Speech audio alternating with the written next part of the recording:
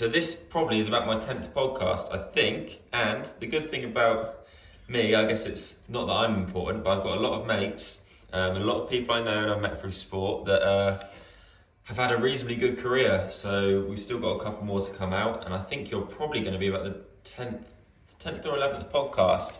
And today, I've got probably my closest mate that didn't want to do it up until now, but he's finally let me interview him.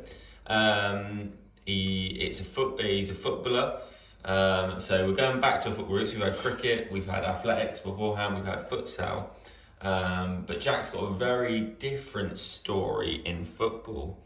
So it's not academy based, this one. He never went down the academy route, but we'll get into that. Jack, how are you? Jack Vallis? Yeah, not too bad. I mean, didn't really want to do one of these, did I? But you twisted my arm a bit. But yeah, they're nothing to, like I said, they're not serious, and especially like I said to Hibby yesterday when I did the cricket podcast. He said we're never going to be able to have a serious conversation of an hour, and we ended up just having a laugh the whole way through it. And that's what it's good, because people are pretty bored at home at the minute. So giving them something to listen to, I think is pretty handy. And whether they can take a bit of information or help them in any way, or they can just have a laugh, sit there and have a laugh. I think that's a win-win. Yeah, I mean, I've had to listen to some of them, and even at my old age of 27, even I'm still learning a few things from some of them, like your Mark Collier one you've done. I took a few bits on board from what he said. Yeah, Mark's a very, very clever bloke, and obviously a good manager, and hopefully he can get back into football. And then we had a good one on scouting.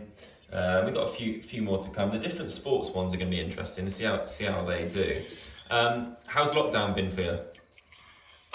Not too bad for me, really. I mean, I'm still working with my old man, and it hasn't really been as bad as what, unfortunately, some of us will in these strange times. But getting there. Yeah, it is. It's especially me and Jack play for the same team currently, Bemerton Heath Harlequins, and it's been a really up and down season. It's so hard to get. You stop and you start, and you stop and you start. We've done that 2 or 3 times now, and you're finding momentum and finding rhythm. And then the problem is, at our age now, we're not old, but you've got to have the self-motivation. And I've got, obviously, the kids that I coach to worry about, and Jack's got a job and a wife. So what's it been like motivation-wise? Has it been hard? In terms of motivation, I've really struggled, especially this lockdown. The last lockdown I went out, and I stuck to Tuesday, Thursday, Saturday has always been my football days. So I've always stuck to those days during the lockdown with the running. But this time I've really struggled to get motivation, and I think that's more the fact of we haven't had a start date. So there's no real goal of, we're going to go back on this date, and you have to be fit and ready to go. And I think that really I've really struggled with that. Yeah, I think that's the bit that's got me, and especially the bit that's got the kids that I coach. Having no start date, having no sort of light at the end of the tunnel is not really helping anyone. But the best we can do is make sure we just tick over, because there will be a start date. We will go back to playing football. We will get a season where it doesn't stop, hopefully sooner rather than later. What we're going to start off with, Jack, is going to start off with some quick fire questions, because why not? And it gets, people might get to know you a little bit better quickly, and then we can go into a bit more deeper into where you've played and representing your country. So quick fire. Have you got any clue what the first question is? Do you know what it's going to be? No clue. Right. Are you ready? Yeah, I'm ready. Ronaldo or Messi? It's always one that pops up, isn't it? We have debates of this over at Bemerton, and I'll always go Ronaldo, because I think to have proven it in so many leagues like he's done at the very top level, and he's never really stopped, does he? For me, Ronaldo. Yeah, I think if you look at it, he's 36 the day before my birthday the other day, and he's still scoring goals. It's incredible. It's always tough to compare them. They're two different sorts of players, but for me, Ronaldo. Yeah, you can't. I think we're lucky. Yeah, we're lucky. We're so lucky. And the most difficult thing is we don't know where that next player's coming from after these two. Haaland looks good, Mbappe looks good, but we just can't. We can't pick. Right, bit more towards you now. Best player you've played with?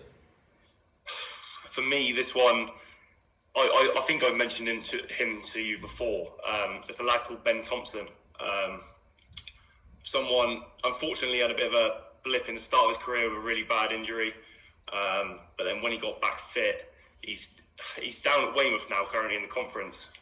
And he's probably one of the biggest, quickest, strongest strikers I've ever played with. And he's just one of these players you just can't get the ball off him. And for me, yeah, Ben Thompson. Yeah, I have heard you mention his name before, and I see his name pop up on social media. Where did you play with him at? I played with him down at Gillingham Town in the Western Prem, and then he came across to Frome with us when our managers took us across to Frome Town in the Southern Prem. Okay, cool. Best player you've played against? This one I only found out the other day via a bit of Google. Turns out, back when I would have been 17 at the time, I came across Milik, who actually now plays for Napoli. Wow. Obviously, we'll come a bit more detail into that later on in the podcast, I presume, when it come on to the international stuff. But yeah, he was just unbelievable, even at the ripe old age. I think he is my age. So yeah, he scored a hattie in the game we played. It's a nightmare. He was a nightmare for a defender. Yeah, I can imagine that's not a bad one to say, really, is it? It wasn't until the other day we found out, was it? So, No, yeah, we had a little Google search. Best ground you've played at? One that you'd like, St Mary's for me.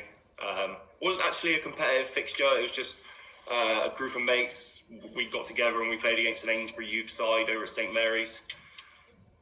St Mary's. Okay, that's fair enough. Proudest moment in football? Probably going to ruin it here, but I'm going to skip this one because that's something else we can come on to. Okay. With the international stuff, so I'll leave that one out. I said proudest moment in football because I imagine getting married or something like that was probably going to be top of that list. Yeah, of course. Because in case in football, I'll skip that one out because that's something else, obviously, later on. That's fine. What about this one? Going a bit deeper. Lowest point in football. My lowest point of football was towards the end of the time at Amesbury, I think. You were there. We had 3 first team players and then players off the streets down at Portland away. We lost 12-2, and I think it really hit me then that football had changed. The sort of players have changed. They weren't committed anymore, and the worst part for me is it was my mates, and I felt like I was being let down by my mates. I mean, I fucking love them I love them all to bits, but I felt I was let down at that point. Yeah, that's fair enough. I remember that game. Sticks in my head. I mean, as a Saints fan, seeing Saints lose 9-0 twice, you think that's bad. We lost 12-2 down at Portland, and yeah, that day broke me. I think it's a long trip, isn't it? And obviously, I think that was probably what I didn't play many more games for them after that because I stayed for as long as I could and played every position, including in goal. And almost there was a few of us that were wasting our own career to sort of help something that couldn't really be helped at the time. Yeah, exactly.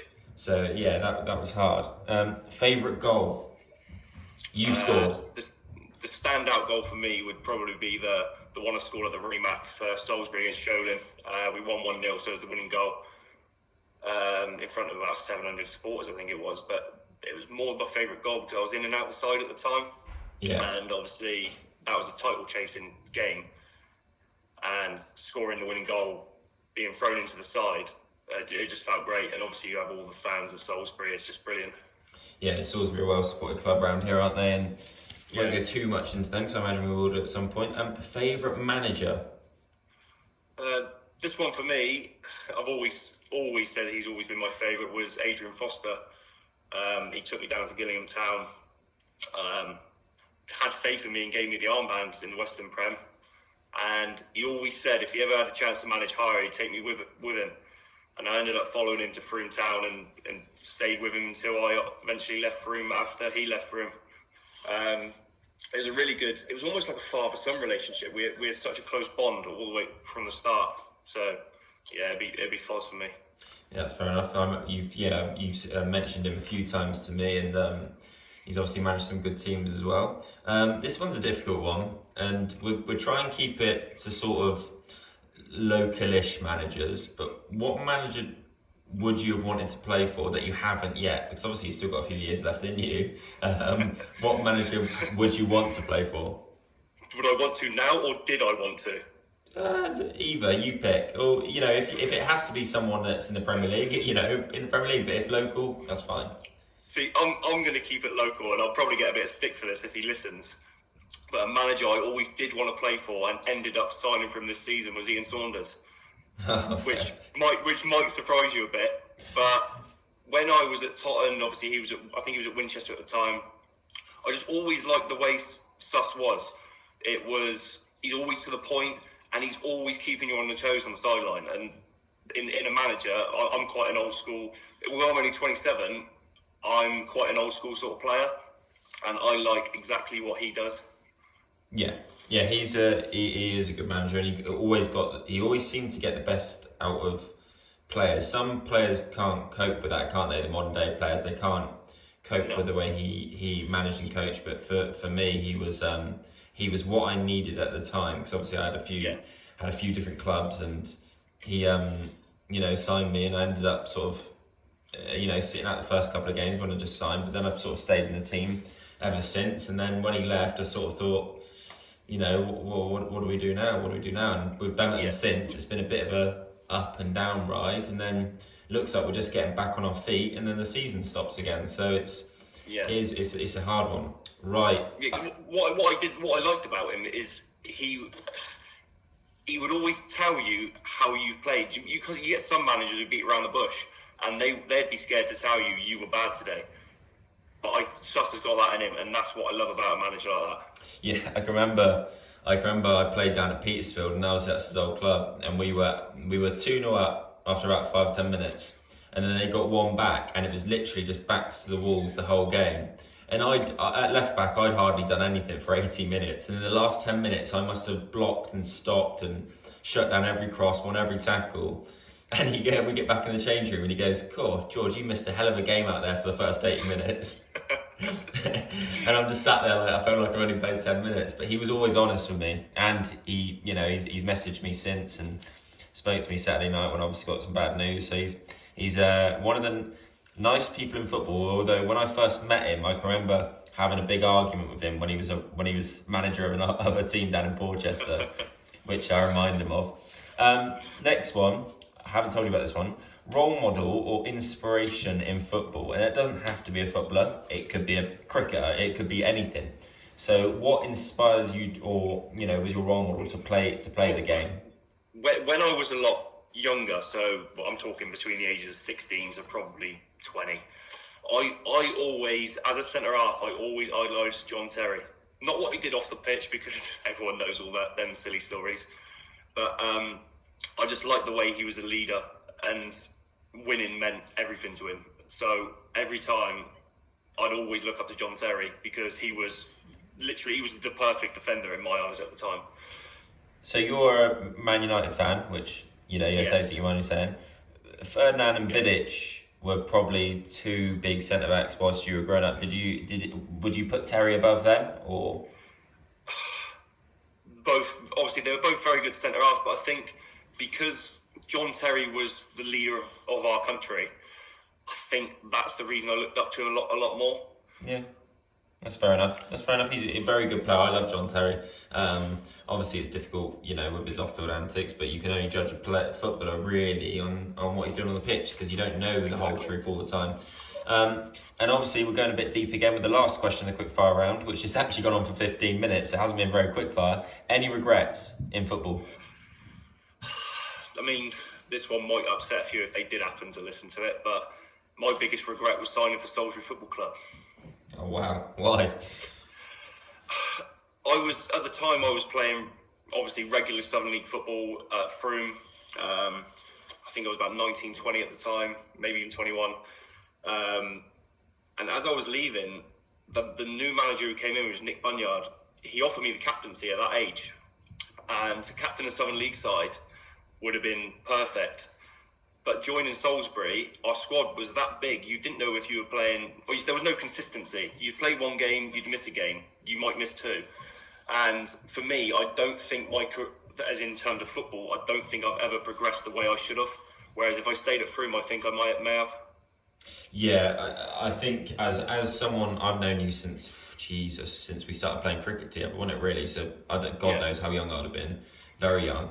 But obviously I went through an academy setup, and you didn't. But I could always see, and you know, even when you were at Shrewton at a young age and whatever, there should have been, without being too critical on you, I feel like you should have gone a lot higher, and you could have gone a lot higher than maybe what's happened. But you know, we'll get on to that, because you did play a good standard of football still, and you did really good things. So that any regrets thing, I think, you know, people make mistakes. I've transferred clubs. In football and cricket, I've made decisions that, you know, especially as my mate, that I've regretted. For example, I probably should have stayed at Basingstoke when I had the chance, but I came back and joined you at Amesbury. So there's decisions. Yeah, there's decisions that really, you know, sometimes you think are great at the time. So you know, you didn't regret the decision at the time, did you? You regret it now. No.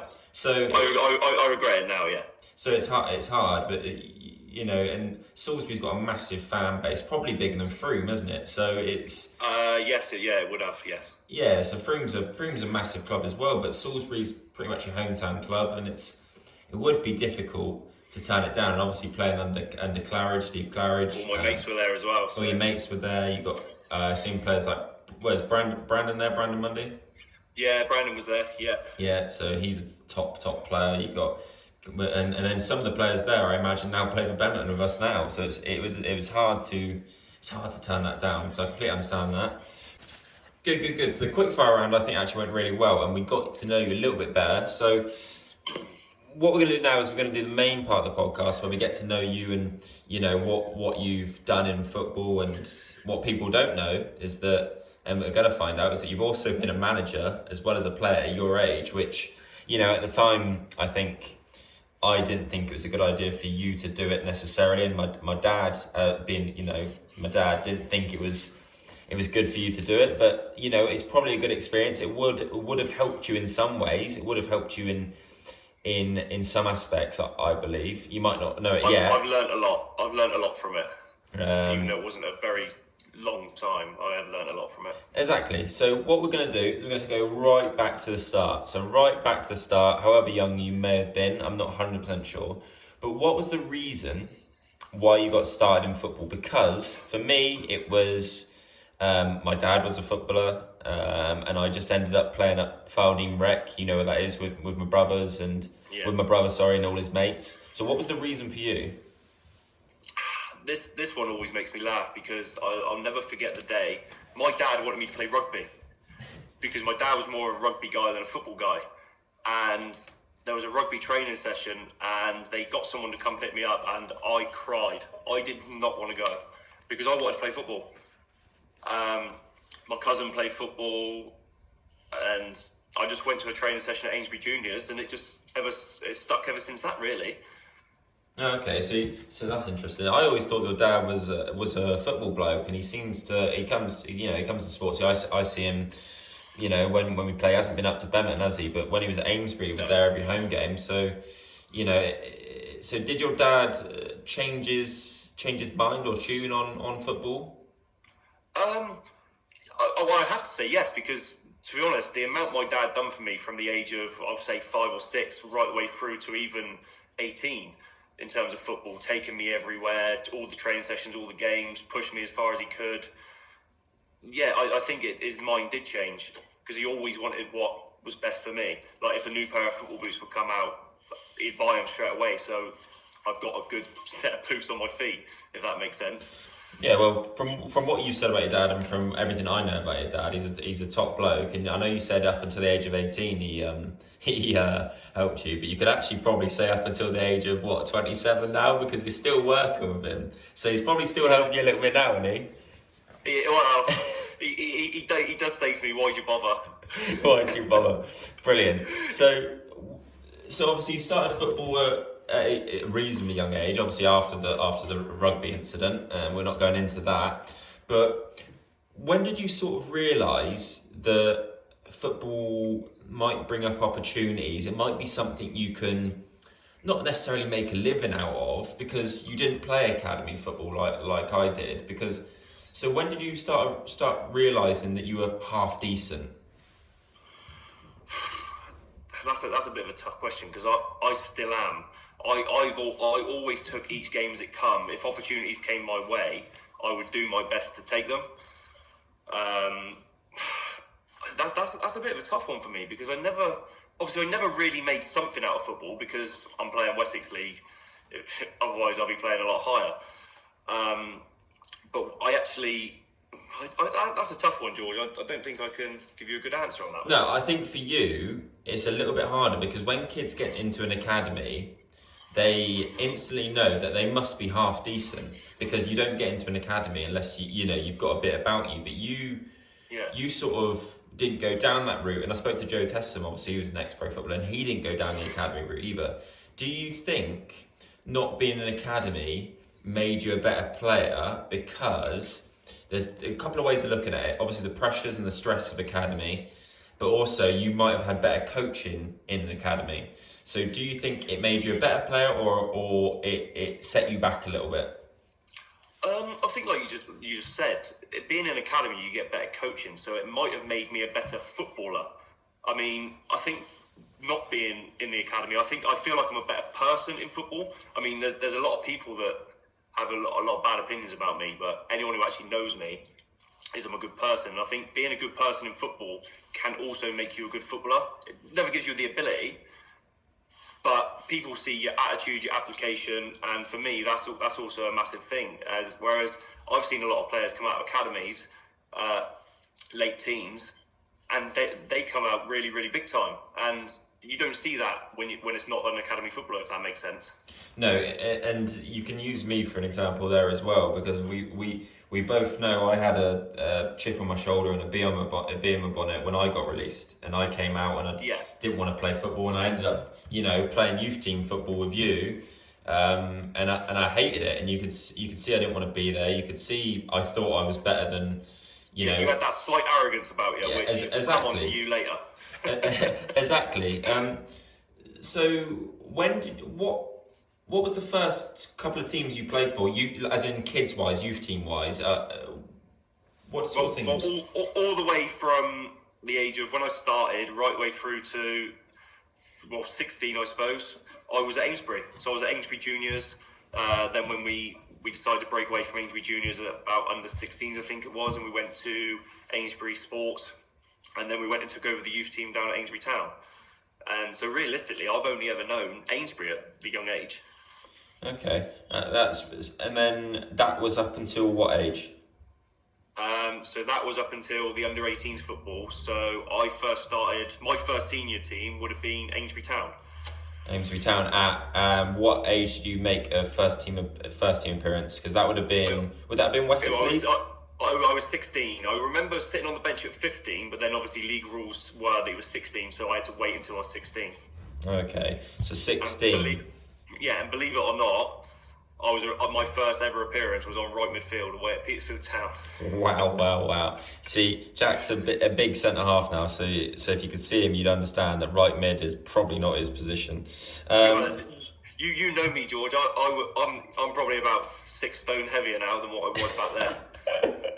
I was being polite. That's the good thing about a podcast, mate. You can hide behind the screen. People need to know about me though on this. Don't they? Exactly. So you were then at Amesbury.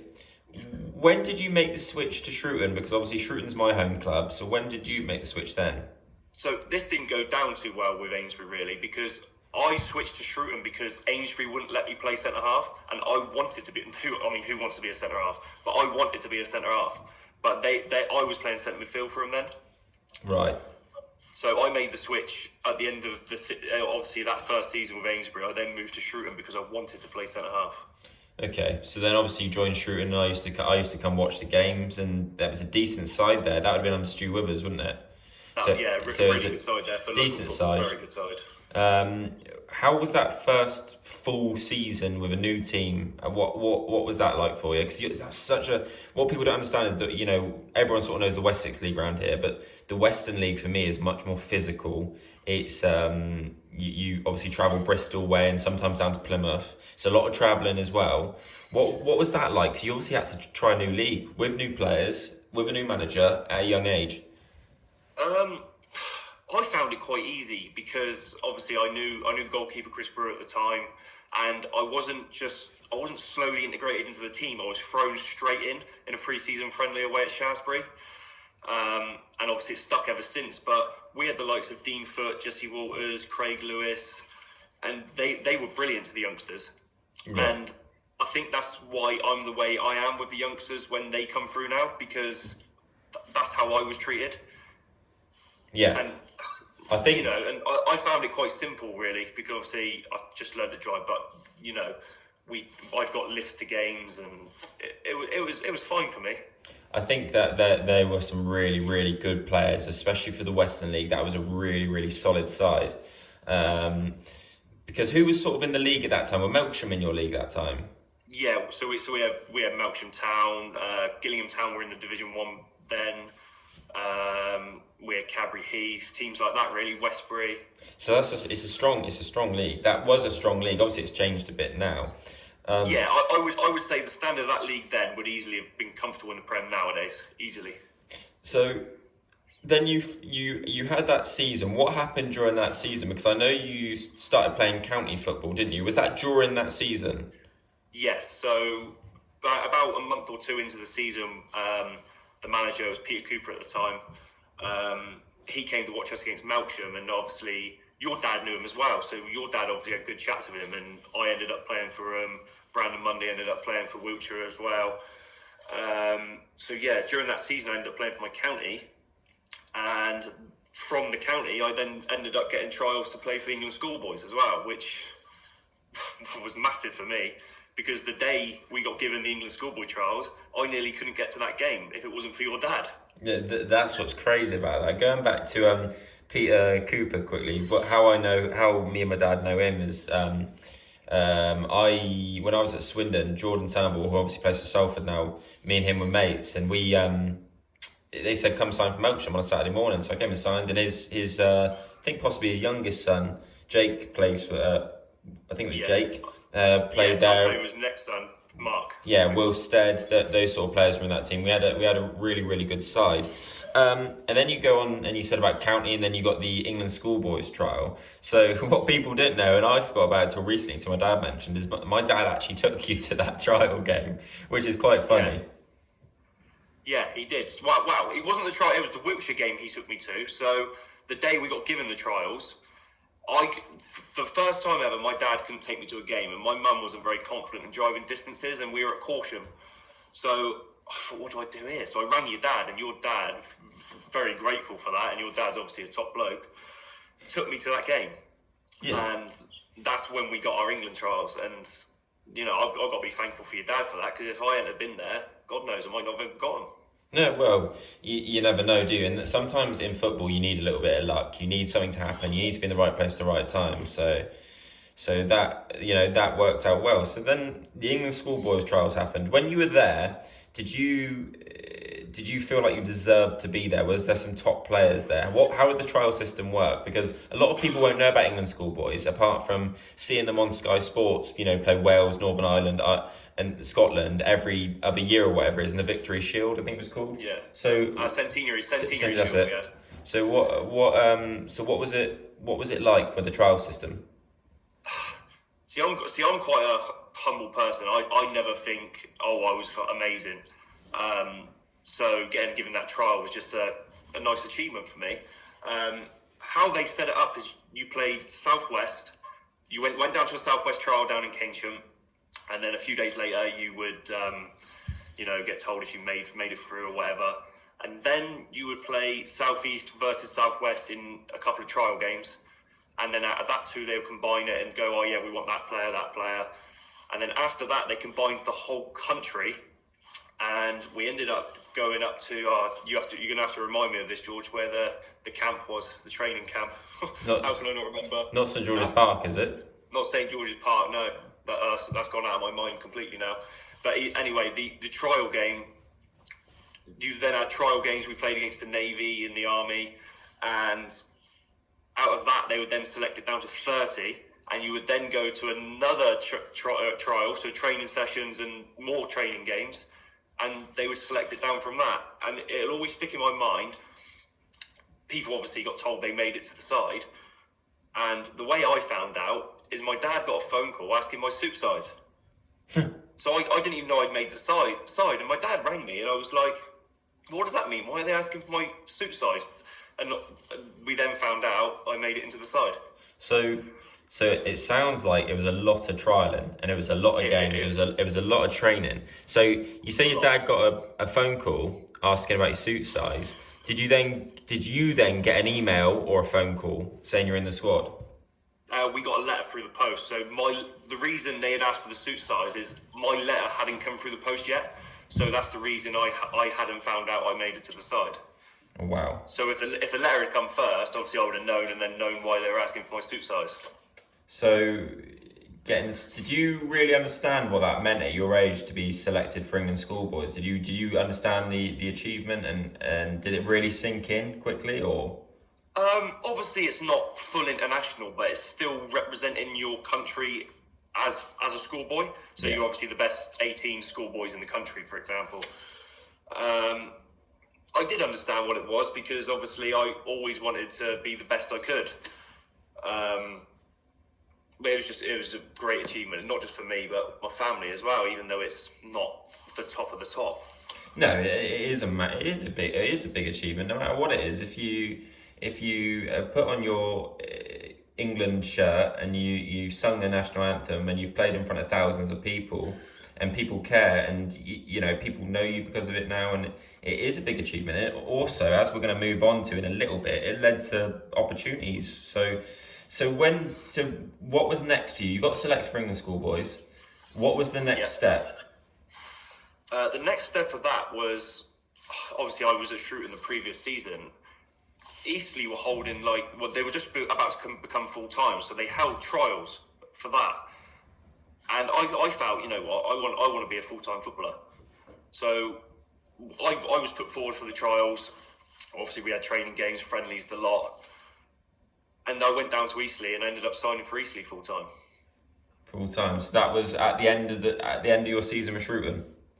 Yes. So you then, after all of that, you then became a full-time footballer then? That year I was a full-time footballer, and it'll always stick in my mind, and I think I've mentioned this to you before, but we played the Falkland Islands, and there's a name which, Tyrone Mings obviously was in the trials.